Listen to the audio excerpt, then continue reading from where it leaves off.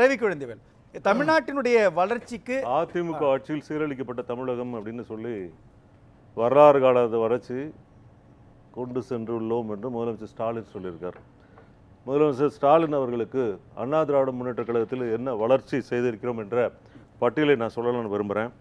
அதிமுக ஆட்சியில் தலைநிமிர்ந்த தமிழ்நாடு சத்துணவு திட்டம் மூலம் ஒரே நாளில் 1,84,580 பேருக்கு வேலை வாய்ப்பு கொடுத்துருக்கோம்.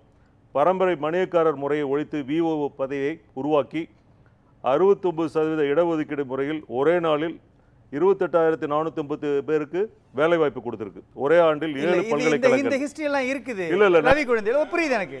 இல்ல நான் என்ன கேட்கிறேன்னா, நான் கேட்கறது என்னன்னா, அதிமுக ஆட்சி காலத்துல அப்படின்னு பொழுது கடந்த 2011 இருந்து 2021 வரை இருக்கக்கூடிய அந்த 10 ஆண்டு ஆட்சி காலத்துல தான் தமிழ்நாட்டினுடைய பல உரிமைகள் பறிக்கப்பட்டிருக்குதுன்றாரு. அதுக்கப்புறம் பட்டியல் சொன்னாதானே உங்களுக்கு தெரியும். பட்டியல் சொன்னாதானே தெரியும். சொல்லாம எப்படி தெரியும் சொல்லுங்க. அதாவது சார் ஒரே ஆண்டுல 7 பல்கலைக்கழகம்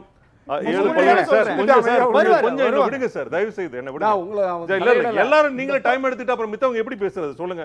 ஒரே ஆண்டுல 7 பல்கலைக்கழகம். அவர் என்ன சொல்றாரு, நீட் யாரால வந்தது?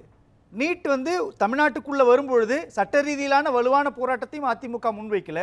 பல விஷயங்களை உதயமின் பல அம்சங்கள் போட்டாங்கிற ரகசியத்தை சொல்ல மாட்டேறாங்க. யாருடைய ஆட்சி காலத்துல வந்ததுன்னு சொல்ல மாட்டேறாங்க. எப்படி வந்ததுன்னு சொல்ல மாட்டேறாங்க. வரலாறு எதுவும் சொல்லாம பொதுவா சொல்லும் பொழுது என்ன வரலாறுன்னு யாருக்கு தெரியாம போயிடும். காந்தி செல்வன் யார் இருந்தாரு, என்னவா இருந்தாரு, எப்ப போட்டாரு, கையெழுத்து போட்டாரு, இல்ல நான் என்ன கேக்குறேன், அதை பற்றி பேச மாட்டேறாங்க.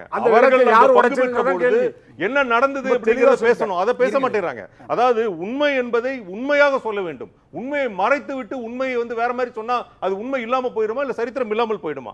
நாளைக்கு வரலாறு எடுக்கும் பொழுது எங்க எடுக்கப்பட்டது, எப்படி எழுதப்பட்டது, யார் கையெழுத்து போட்டாங்க, எந்த பீரியட்ல நடந்துச்சு, யாருக்கு அக்செப்டன்ஸ் கொடுத்தாங்க அப்படிங்கும்போது ஆட்டோமேட்டிக்கா வரலாறு எல்லாருக்கும் தெரிஞ்சிரும். வரலாறு இல்ல லெனின் கேட்ட அதே கேள்வி யார் கையெழுத்து போட்டாங்கன்னு கேட்ட அதே கேள்வி ஒரே நிமிஷம் தெரியும்.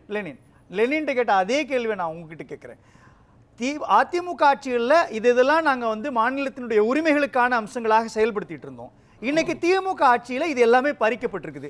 அதுதானே மாநிலத்தினுடைய உரிமையை மீட்கக்கூடிய பயணம். நான் என்ன சொல்றேன், நான் பட்டியல சொன்னாதானே நீங்க ஆமாம் இல்லைன்னு தெரிஞ்சுக்க முடியும். பட்டியலே சொல்ல விட மாட்டேறீங்க, சாதனைகளே சொல்ல விட மாட்டேங்கிறீங்க. கடந்த 30 ஆண்டுகளுக்கு மேல ஆட்சி செய்த ஒரு கட்சி என்ன பண்ணிருக்குன்னு ஒரு முதலமைச்சர் கேட்கும் பொழுது அந்த பட்டியலை அவருக்கு நினைவுபடுத்தி இந்த ஆட்சி இதெல்லாம் செய்திருக்கிறது என்பதை அவருக்கு ரீகலெக்ட் பண்றதுக்கு நான் ரெஃபரன்ஸ் பண்ணிதான் ஆகணும், வேற வழி இல்லை. அதே மாதிரி ஒரே நாளில் 27,439 நியாய விலை கடைகளை திறந்து சாதனை படைத்தது அதிமுக. இந்தியா முழுவதும் 50% இடஒதுக்கீடு இருந்தபோது தமிழ்நாட்டில் 69% இடஒதுக்கீடு முறையை கொண்டு வந்தது புரட்சித் தலைவர் எம்ஜிஆர் அவர்கள். 69% இடஒதுக்கீட்டு முறையை அரசியலமைப்பு சட்டம் 9வது அட்டவணையில் சேர்த்தது புரட்சித் தலைவர் அம்மா அவர்கள். அதற்காக சமூக நீதி காத்த வீரங்கடை என்ற பட்டத்தை வழங்கியது திராவிட கழக தலைவர் வீரமணி அவர்கள். பெரியார் எழுத்து சீர்திருத்தத்தை கொண்டு வந்தது அண்ணா திராவிட முன்னேற்ற கழக அரசு.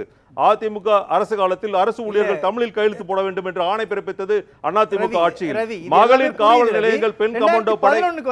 சார் நான் என்ன சொல்றேன், இவ்வளவு விஷயங்களை நாங்க சாதனைகளாக பண்ணி இருக்கும் பொழுது ஒரு அரசாங்கத்தை குறை கூறும் பொழுது அந்த குறையை என்ன குறை என்பதை அவர் சொல்ல வேண்டும். சொல்லாமல் பொதுவாக அண்ணா திராவிட முன்னேற்ற கழக அரசால் சீரழிக்கப்பட்டது தமிழகம் அப்படி சொல்றாரு. வளர்ச்சியை நோக்கி நாங்கள் கொண்டு சொல்கிறோம் என்று சொல்கிறார். வளர்ச்சியை நோக்கி கொண்டு சொல்கிறோம் என்று சொல்கிறவர் நாங்கள் எப்படி சீரழித்தோம் என்பதை சொல்ல வேண்டும். அப்படி சொல்லாத பொழுது நாங்கள் என்ன செய்தோம் என்பதை பட்டியலிட வேண்டிய அவசியம் எங்களுக்கு ஏற்படுகிறது. உங்க அனுமதியோட நான் சொல்லுங்க. லெனின் நீங்க சொல்லுங்க. அவர் சொல்றது சார், நீங்க எங்க அரசாங்கம் தவறு சொன்னீங்கன்னா எங்க அரசாங்கம் என்ன பண்ணியது என்று சொல்ல வேண்டிய கடமை எங்களுக்கு இருக்கு இல்லையா? நண்பர் ஒரு பெரிய பட்டியல கொடுக்கிறாரு. சார் பெரிய பட்டியல் இருக்கிற பட்டியல் தான் சொல்றோம். இருக்கிறத நான் சொன்னதை இல்லன்னு சொல்லுங்க. பாருங்க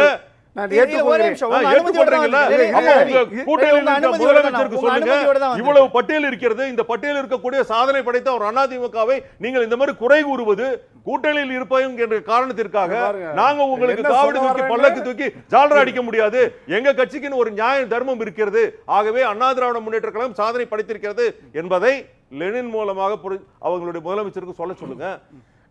நான் சொல்றேன் சார், நீங்க கேட்ட கேள்விக்கு நான் வந்து பட்டியல் கொடுக்கிறேன். வெறுவாயில வந்து நான் முளம் போட்டுட்டு போல கேள்வி கேட்க சொல்லிருக்காரு சார். நான் என்ன சொல்றேன், நீங்க கூட்டணியில் இருக்கீங்க, கூட்டணி தாங்கி பிடிக்கிறீங்க, தூக்கி பிடிக்கிறீங்க, ஜால்ரா போடுறீங்க, எல்லாம் பண்றீங்க. ஒட்டுமொத்த கட்சி போய் அங்க அறிவாலயத்துல நின்னு பேட்டி கொடுத்து ஜனதன அட்டெண்டன்ஸ் பண்ணிருக்கீங்க. அப்படிப்பட்ட ஒரு கட்சி இல்லாம நீங்கள் அவரை தாங்கி பிடிக்க வேண்டும் என்றால் வேண்டாம் ரவி கொள்கை லெனின் ரெண்டு பேர் வேண்டாம். ஒரே நிமிஷம் இல்ல விவாதத்தை ஆரோக்கியமா நடத்தலாம். இல்ல ஒரே ஒரு நிமிஷம். அவங்க வந்து கூட்டணியை முழு நேர கான்ட்ராக்ட் மாதிரி திமுகவிடம் எழுதி கொடுத்து அவங்க சொல்றாங்க, கூட்டணினா கூட்டணி, இப்படி கூட்டணி அப்படி கூட்டணி கிடையாது, இது ஒரு வலுவான கொள்கை. ஆமா, கொள்கை ரீதியான கூட்டணி. உங்கள மாதிரி சரி, அந்த கொள்கையோட நீங்க உடன்பட்டு போகிறவர்கள் அந்த கட்சியிலே பேசாம மெர்ஜ் பண்ணிடலாம்ல. அவ்வளவு இணக்கமாக இருக்க ஒரு கட்சி வந்து ஆட்சிக்கு வருதுன்னா அந்த கட்சி முழுவதுமாக நல்லது மட்டுமே செய்து ஆட்சி செய்ய முடியாது. குறைகளை காட்ட வேண்டிய அந்த தகுதி வந்து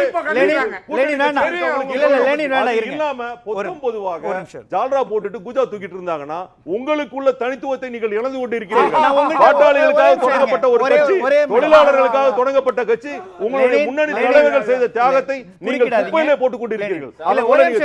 ரவி நான் கேட்கிறேன், வாங்கினாங்களோ அபிஷியலா வந்து எப்ப வந்துச்சோ நான் என்ன சொல்றேன், இங்க பாருங்க, எங்களுடைய தொண்டர்கள் அத்தனை பேரும்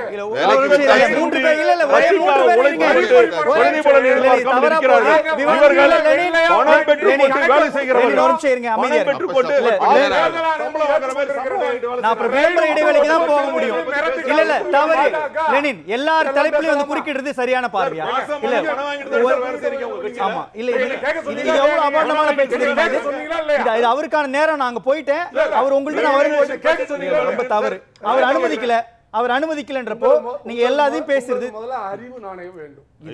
இல்ல இல்ல ரொம்ப தவறு தவறு தவறான விஷயம். இது தவறான விஷயம். இது தவறான விஷயம். அறிவு நாணயம் எல்லாம் போய் சொல்றீங்க சார். ரொம்ப அபத்தமான பேச்சு. அறிவு நாணயமா இருந்தா நீங்க அறிவை அறிவால எதிர்கொள்ளுங்க. இங்க பாருங்க லெனின் தவறான பார்வை. லெனின் உங்களுக்கு இல்ல இல்ல டேட்டா அடிப்படையில் பேசுறதுக்கு உங்களுக்கு அறிவு நாணயம் இருந்தா நான் கேட்கக்கூடிய கேள்விக்கு மட்டும் நீங்க பதில் சொல்லுங்க. என்னுடைய அறிவு நாணயத்தை நீங்க பரிசோதிக்காதீங்க. என்னுடைய அறிவு நாணயத்தை பரிசோதிக்கிறதுக்கான தகுதி சர்டிபிகேட் உங்ககிட்ட கிடையாது. என்ன கேள்வி கேட்க சொல்றீங்க? இல்ல ஒரே ஒரு கேள்வி. இல்ல இல்ல ஒரே நிமிஷம் இருங்க லெனின் நீங்க பேசிட்டு இருக்க முடியாது. ஒரு வாய மூடுங்க லெனின், இருங்க சும்மா இருங்க. நான் கேக்குறது என்னன்னா, இங்க பாருங்க தவறு லெனின், தவறு. இல்ல இல்ல தவறு. நீங்க எப்படி என்னுடைய அறிவு நாணயத்தை சொல்லுவீங்க? கருத்து நீங்க என்ன கேள்வி கேட்க சொன்னீங்க? இல்ல தவறு சார், அரசியல் நாகரிகத்தோட இதை தவறு லெனின். நீங்க பேசுறது ரொம்ப தவறு. அப்புறம் ஏன் நீங்க மிக தவறு. ஏன் மறுத்தீங்க? நீங்க உங்ககிட்ட நான் சர்டிபிகேட் வாங்கணுமா என்னுடைய அறிவு நாணயத்துக்கு? என்னுடைய அறிவு நாணயத்துக்கு சர்டிபிகேட் வாங்க வேண்டிய அவசியம் இல்ல. எனக்கு அந்த நான் சொல்லலையே. விவாதத்தை ஓதமா கொண்டு சொல்லுங்க. நான் அதான் சொல்ல. இல்ல மூன்று பேரும் ஒவ்வொருத்தங்களா பேசுங்க. அவங்களுக்கான நேரத்துல பேசுங்க. இல்ல சார், நெறியாளர் முடிவு பண்ணிட்டு சார், நீங்க முடிவு பண்ணாதீங்க. அவங்க ரெண்டு பேரும் நெறியாளர் முடிவு பண்ணுங்க சார். அவர் நடத்த விடுங்க சார். நீங்க சும்மா நீங்க இருங்க. உங்ககிட்ட நான் பேசுறேன். அவர் நடத்த விடுங்க சார். இங்க பாருங்க, நீங்க நடத்தாதீங்க. நான் இதெல்லாம் தலையிட்டேனா? இவர் பேசினாரு ஃபுல்லா இருந்ததுல அமைதியா இருங்க லெனின் சார். நீங்க தானங்க தலையிட விட்டீங்க. அப்புறம் அவங்க உங்களுக்கான நேரம் இல்ல, கருத்தரங்கம் நடத்துறீங்க.